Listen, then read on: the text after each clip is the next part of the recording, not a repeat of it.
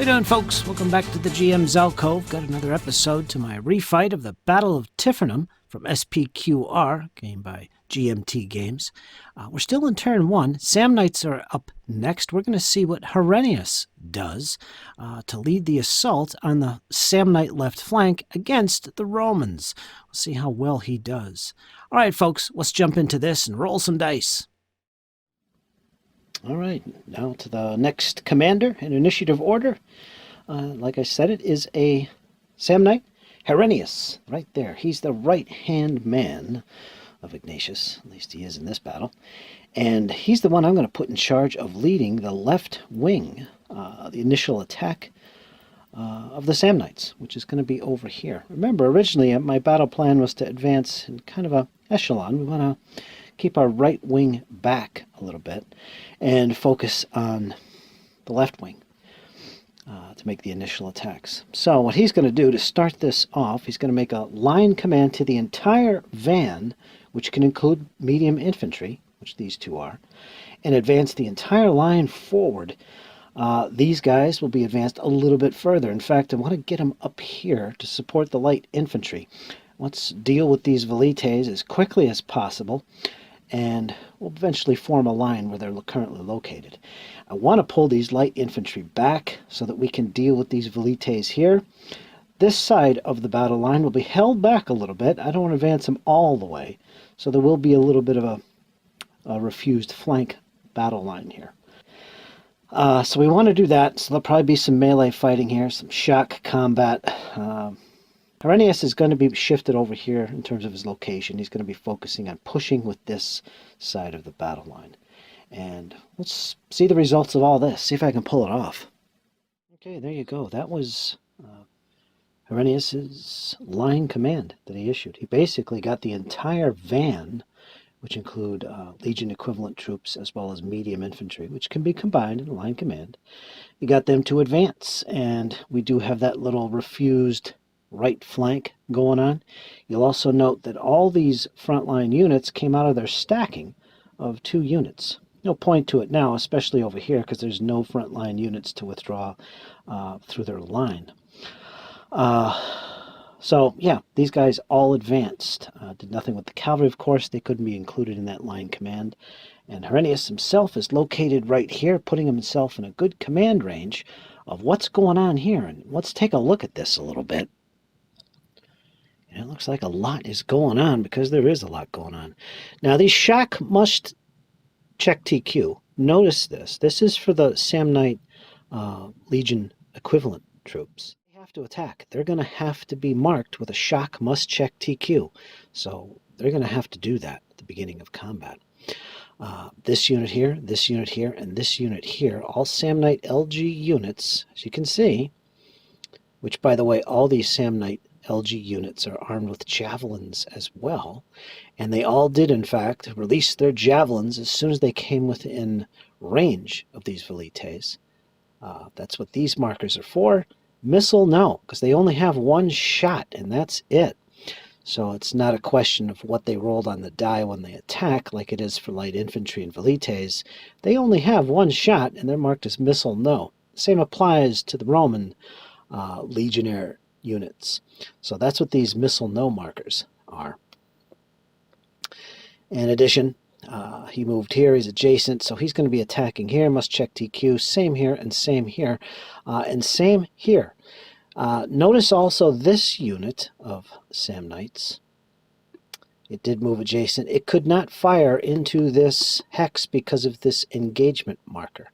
So he didn't fire or throw his javelins, which means they're pretty much wasted, because as soon as he fights in the combat, at the conclusion of that combat, those javelins are soon to be used up. So they'll be marked missile no at the end of combat. So he never got a chance to use them.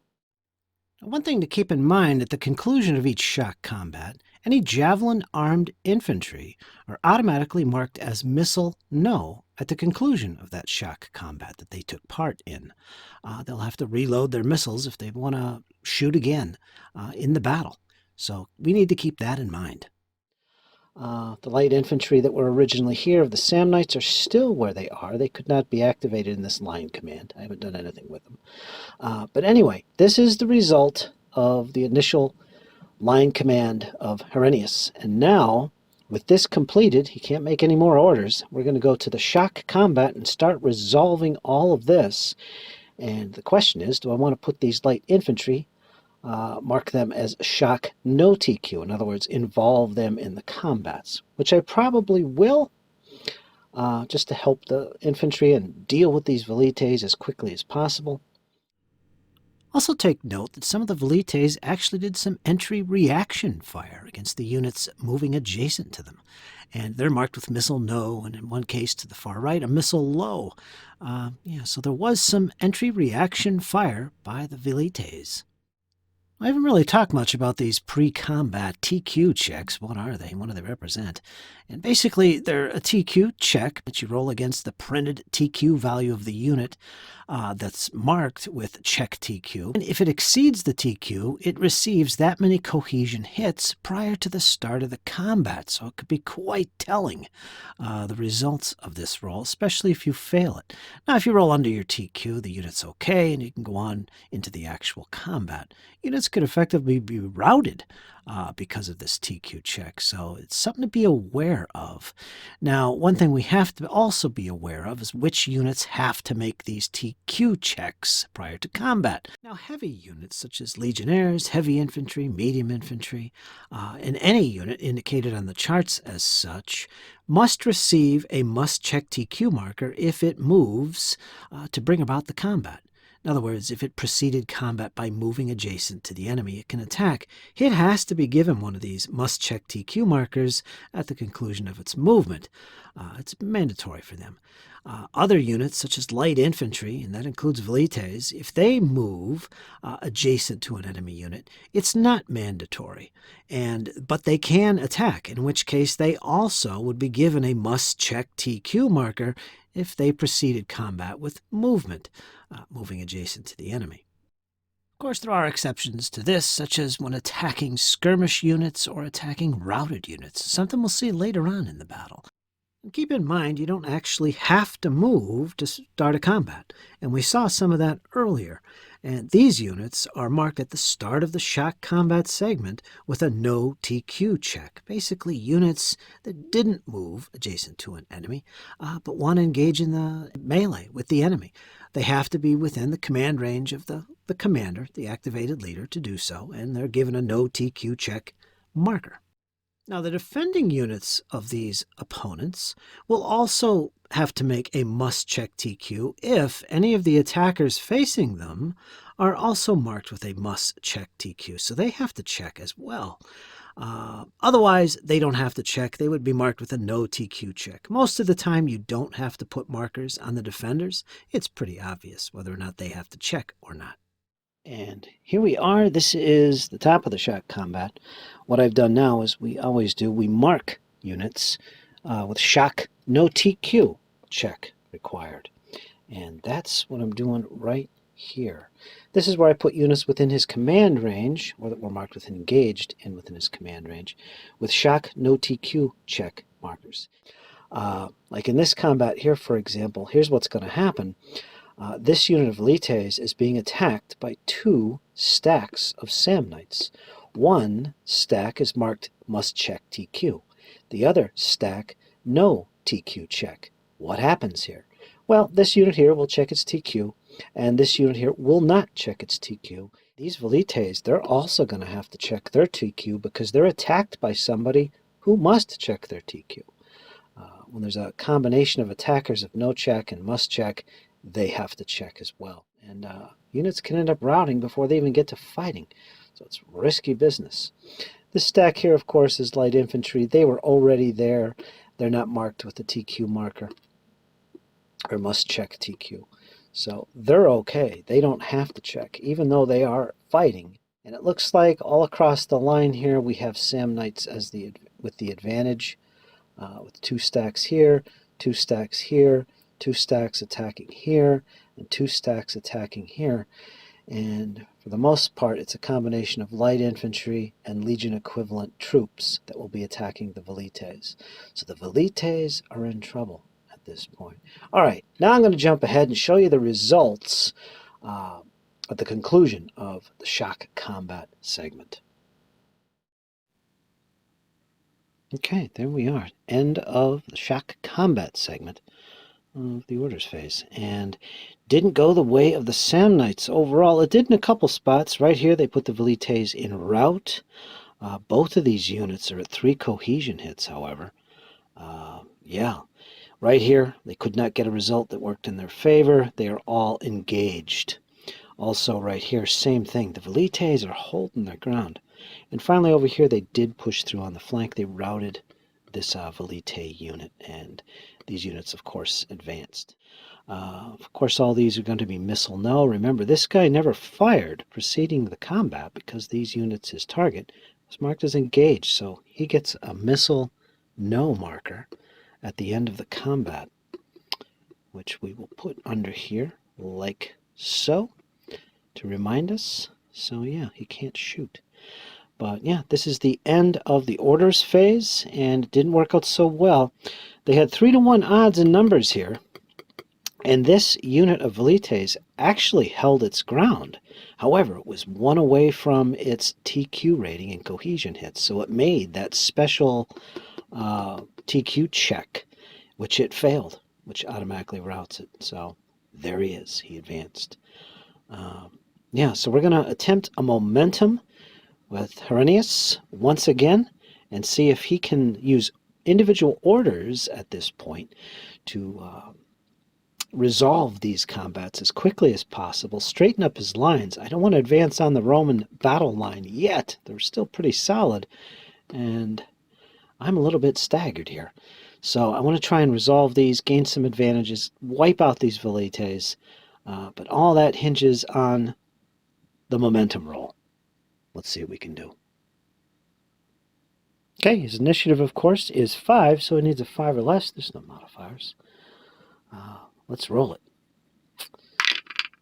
4. He gets momentum. He's got another brand new orders phase.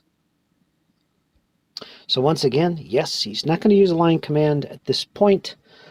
He's going to use individual orders, and he can give 5. It's equal to his initiative rating to get things done here, to launch any movements or attacks with missile weapons. And at the conclusion of that, he will activate any units that are eligible to engage in shock combat. So yeah, we're going to do that and resolve that. So let's see what that looks like.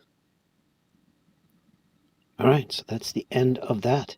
About to go into the shock segment of this momentum orders phase. I used a recovery here. He had 3 cohesion hits. He now only has 1, this stack right here. So I did use that. I also, you'll notice this unit moved forward, clunk, and this unit over here also moved forward. Clunk. And also note that I did not move to put myself in combat with this Velite unit or this Velite unit. So I didn't put them in my zone of control, so I can't attack. I'm not marked with a shock, must check TQ. Basically just trying to form a line here. I'm kind of hoping that these units back here will finish these Velites off. They're close to breaking, and yeah. I also pulled back my light infantry that were previously up here. It might have been a better tactic to rush forward and attack these routed units and finish them off. Light troops are good for that, but I chose not to because they're really getting close to being shattered themselves, so I pulled them back in hopes of recovering later on. And I kind of want to support this side over here with the light infantry, so I don't really want them up in this region at the moment. And I still have 2 units of lights, I believe, still engaged. 1 here and 1 here that I eventually want to pull back as well. Want to get this line shored up and be able to attack as quickly as possible. Let's see if I can finish off these Velites in this momentum phase, and then I'll be able to move up with advances. That'll tighten my line. And yeah, and if I get a bonus momentum after that, we're good. So I can use a lot of recoveries in that case. But we'll see. First thing to do is to mark some units for combat. Again, it's just going to be these engaged units here and these 3 engaged units here. And I'll show you the results of these combats. All right, that's the end of shock combat segment for the momentum phase. And this time, the Samnites were very effective. They routed all the velites, which you can see back here. They're all routed. During the rout phase, they're going to actually be moving through these gaps here. The Romans are still in a position to use their line extension rule as a reaction or during their turn. One other thing I should point out, I did forget to withdraw this Perfecta. He was an enemy unit moved adjacent to him, and he was able to respond to withdraw, and he put himself in this position. So he's currently located here. I think he was here, and this unit had moved Jason. So he fell back. He's safe. And yeah, we're good to go. Now, let's see if Herennius can make another momentum. He does have one more momentum he can attempt. So let's see if he can do it. Once again, he needs to roll under his initiative. 5 or less. This could be critical.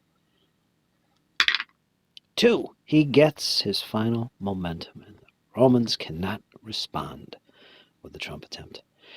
All right, so that's it. At this point, Herennius has one more momentum, another orders phase to go through, and thus another shock segment if I can get some troops engaged. However, the question is, do I issue a line command, which this entire line is eligible for? They can have up to 1 hex gap between units in that line. These are all van units. They qualify. Now, because this is a momentum-based orders phase, Herennius will have to pass a strategy rating check. This is basically rolling a d10, needing to roll equal or less than the strategy rating of the OC. If he does this, he will be able to issue a line command. I can continue with another line command here and advance this entire line forward into combat with the Romans. Now, the Romans will be able to reply by forming a solid line. However, I'd probably want to engage these routed units and finish them off. It would be quite devastating to wipe all these Romans out, and we'd end up advancing into these hexes. So I might do that as a line command, one single line command. So we might do that. The other option is to issue up to 5 individual orders. He has an initiative of 5. It's up to 5 units, and I don't know.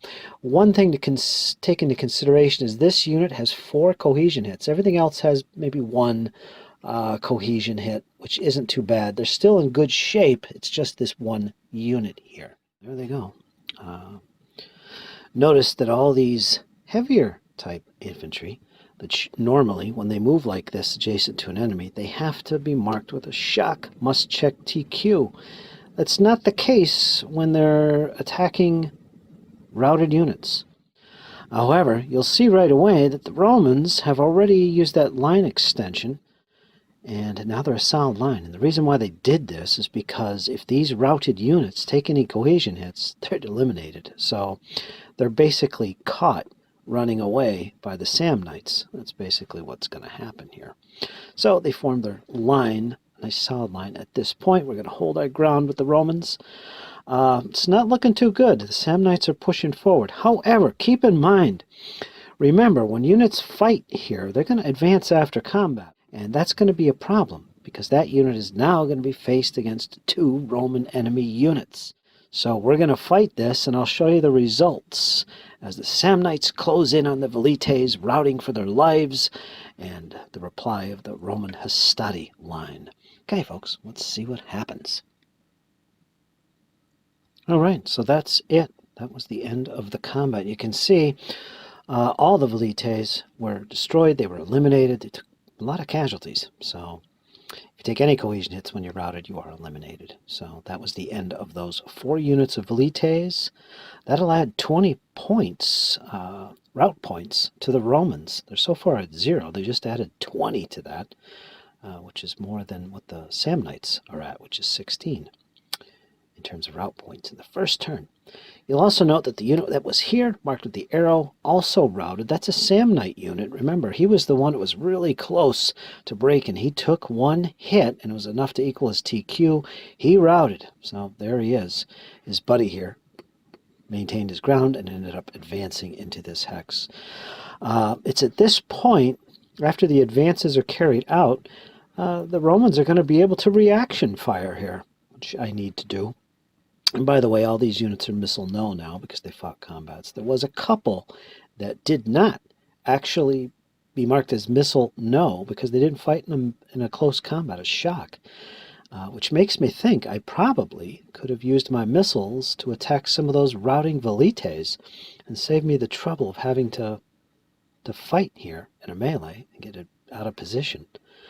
But anyway, there's going to be some reaction fire from the Hastati line here. They all have javelins, that's their pilum, and they're going to be able to fire. So I'm going to resolve that against these guys as they advanced one at a time into these hexes.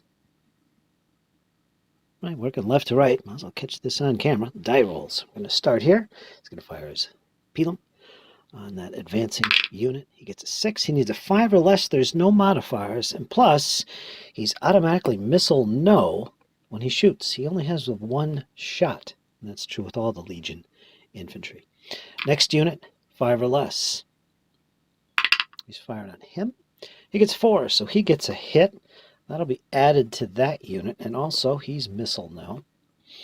Next unit, let's see, we have him. Yeah, he's also going to fire.